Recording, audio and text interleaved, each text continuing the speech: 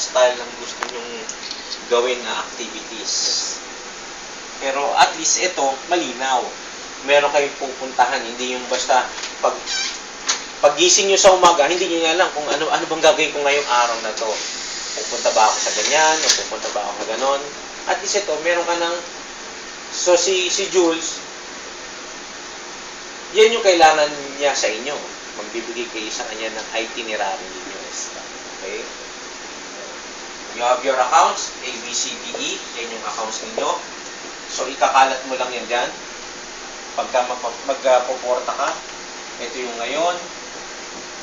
Kung gusto mo naman isang beses isang week, pwede rin.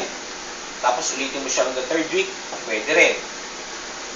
Tapos, yung account visitation, buong buwan yan.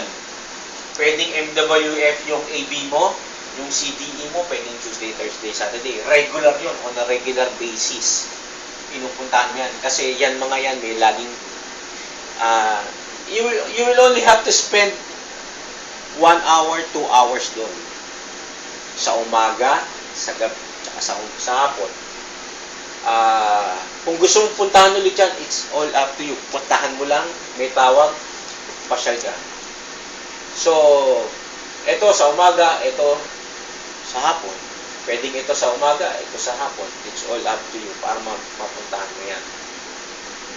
Constant yan. Okay? So, ulitin natin ulit. So, kung bibigyan kita ng 500 flyers sa isang buwan, hindi lahat ba yan ibibigay mo sa lahat ng accounts mo kagad? Ha? Hindi. Tama. So, kung may 700 units ka doon,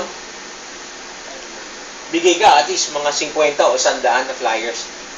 Tapos, kasi pinupuntahan mo naman siya on a weekly basis, diba? So, makikita mo kung nababawasan, dagdag ka. Diba? Para yung ibang flyers na hindi mo nagamit, magagamit mo sa pagpaporta mo. Diba? Pag nagpa-flyers ka. Kasi pagka naglalagay ka sa mga pigeon box, natutulog lang yung flyers mo dyan. Hindi pinapansin yan. Tapos, pagka ito yung concierge, meron kang flyer doon, may take-on box na doon, iwan ka doon kahit mga 20 peraso kung 100 o 150 units lang yung accounts mo doon. Okay? So, this will be your calendar. Ito rin yung calendar ng Sky ng mga ahente. So, yung paghahanap nyo ng network, at least every other week, para na sa ganun, nagagawa nyo yung mga inyong mga